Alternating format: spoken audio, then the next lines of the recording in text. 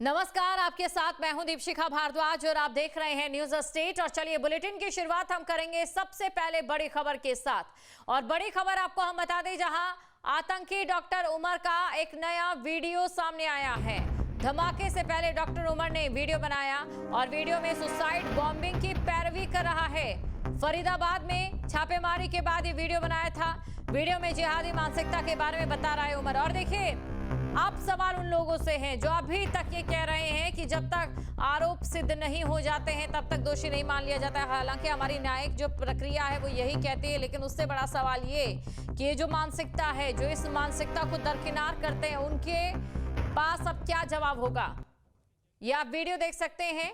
ये वीडियो अब सामने आए हैं जहां पर वो पैरवी कर रहा है, सुसाइड बॉम्बिंग की पैरवी कर रहा है।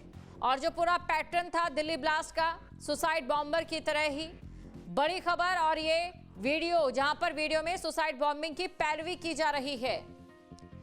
क्या कुछ कह रहा है पैरवी करते समय डॉक्टर उमर, सुनाते हैं आपको।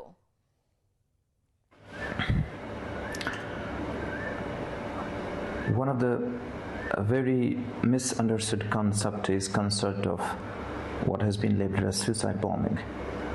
It is martyrdom operations, and it is being known in Islam. There are multiple contraindications, there are multiple arguments that have been brought against it. Martyrdom operations: when a person presumes that he is going for sure die at a particular place at a particular time, he goes against the presumption that a particular is going to die in a particular situation. It's not, we don't have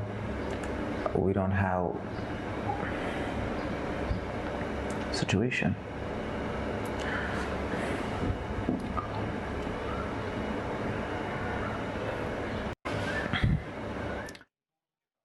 तो आपने सुना यहां पर doctor Umar की ओर से जो तमाम बातें ब्रिटिश एक्सेंट में कही गई है। कहा गया है कि सुसाइड बॉम्बिंग को जिस तरीके से पेश किया जाता है वो इस तरीके से बिल्कुल भी नहीं है। सुसाइड बॉम्बिंग यानी कि मतलब कि जब कोई व्यक्ति ये ठान लेता है कि किस जगह पर मरना है, कैसे मरना है, तो उसके सामने वो स्थिति होती है कि उस स्थिति में वो मरने के लिए पहले ही सोच लेता है। तो ये तमाम बातें डॉक्टर उमर की ओर से यहाँ पर इस वीडियो में कही गई है। और इसी के साथ इस वीडियो के जरिए वो प्रोत्साहित करने की कोशिश भी यहाँ पर नजर आ रही, क्योंकि आपने सुना होगा जब सुसाइड बॉम्बर्स के बारे में बता रहा था तो उसने अचानक से वी कह दिया। पहली लोकेशन की बात करें तो रूम नंबर 13 अल-फलाह यूनिवर्सिटी, जहाँ पर डॉक्टर उमर रहा करता था। उसके अलावा अल-फलाह यूनिवर्सिटी में काम करने वाले इलेक्ट्रीशियन की साली का मकान जो नूह के इलाके में था, और नूह के डिस्ट्रिक्ट हेडक्वार्टर से टू बी प्रिसाइज 37 किलोमीटर दूरी पर था, जहां वो 10 दिन तक रहा था। I-20 की गाड़ी भी वहीं रही थी। उसके अलावा तीसरी लोकेशन ये भी हो सकती है कि दिल्ली में ब्लास्ट करने से पहले उसने अपनी लोकेशन को चेंज की थी, मुंबई एक्सप्रेसवे से लेकर के, और एक मस्जिद में जाना, एक पार्किंग में जाना। तो ये भी संभावना है कि वहाँ भी किसी रूम के अंदर, किसी सेफ हाउस के अंदर इस वीडियो को बनाया गया था। लेकिन सबसे बड़ा सवाल यह है कि मंशा क्या थी डॉक्टर उमर की। तो संभावना यही है कि आतंकी उमर को यह अंदाज़ा था कि अब पर्दाफाश हो चुका है और जितने भी डॉक्टर मॉड्यूल है वो सब एक एक करके पकड़े जाएंगे। डोमिनो इफेक्ट है। अगर एक सिरे को डॉक्टर मुजम्मिल को जिस तरीके से जैश मोहम्मद के पोस्टर लगाने की सीसीटीवी के इल्ज़ाम के ऊपर जम्मू कश्मीर पुलिस ने पकड़ा, उसके बाद अल-फलाह यूनिवर्सिटी का नाम सामने आया, दबिश की शुरुआत हो गई। तो ये मान के चलिए कि पूरा मॉड्यूल का पर्दाफाश होने वाला था, और ऐसे में उसे डर था कि मैं भी पकड़ा जाऊंगा और बाकी लोग भी पकड़े जाएंगे।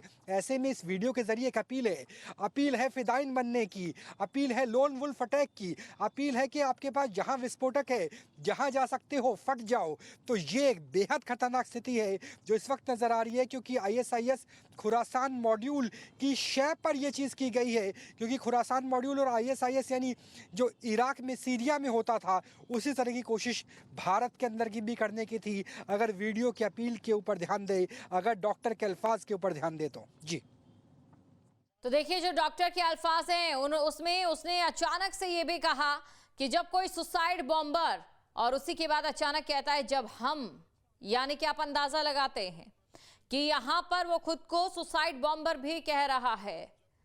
अब जो लोग ये सवाल खड़े कर रहे हैं कि डॉक्टर उमर ने क्या वाकई ये ब्लास्ट किया है, या कई चीजें अभी देखिए सोशल मीडिया पर बहस भी चली है, या फिर जो लोग ये कह रहे थे कि जो ब्लास्ट एक तरीके की प्लानिंग है इस वीडियो से, ये तमाम उमर एक तरीके से मिडल मैन के तौर पर था, क्योंकि उकासा का जिक्र आता है 2022 में जब डॉक्टर्स की एक पूरी टीम जाती है अंकारा यानी तुर्की के राजधानी। 2022 में ही एक पूरी पटकथा रची जाती है। उसके बाद जो अगर हम कश्मीरी स्टूडेंट्स की बात करें, खासतौर पर जब वो मेडिकल स्टूडेंट हुआ करता था 2017 से पहले, तब एक कट्टरपंथी इमाम का जिक्र आता है। और उसके बाद जिक्र आता है अल-फलाह यूनिवर्सिटी फरीदाबाद का, जहां पर फिलहाल ईडी की रेड की शुरुआत हो चुकी है।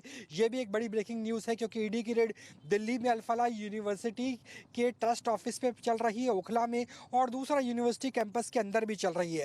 कल पैमाइश भी देखने को मिली थी।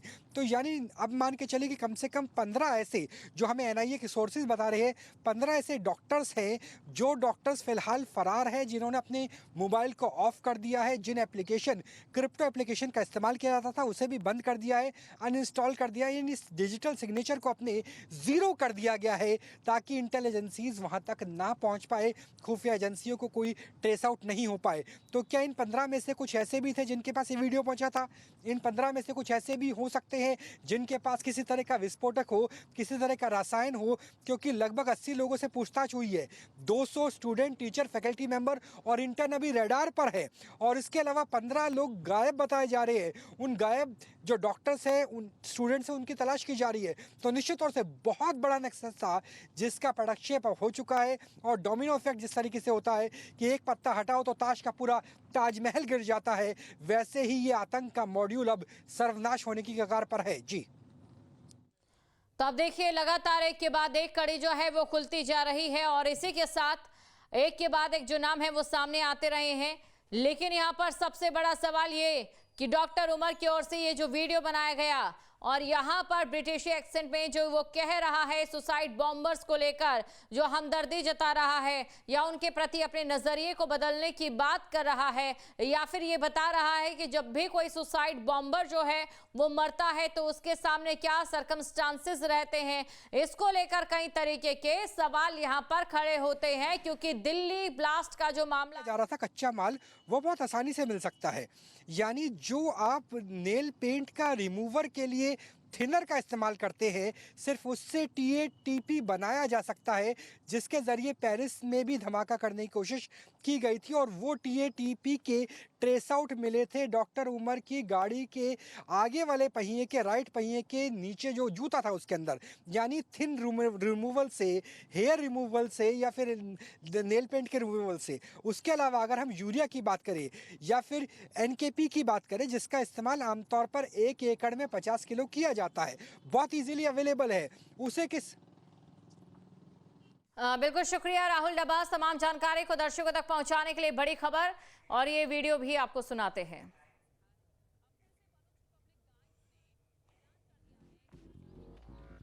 जहां भक्ति है हर शब्द में, कथाओं में छुपे हैं दिव्य रहस्य, और ज्योतिष देता है जीवन को दिशा। धर्म से जुड़ी हर बातों को जानने के लिए हमारे चैनल स्तुति को सब्सक्राइब करें। चैनल पर जाने के लिए इस लिंक पर क्लिक करें।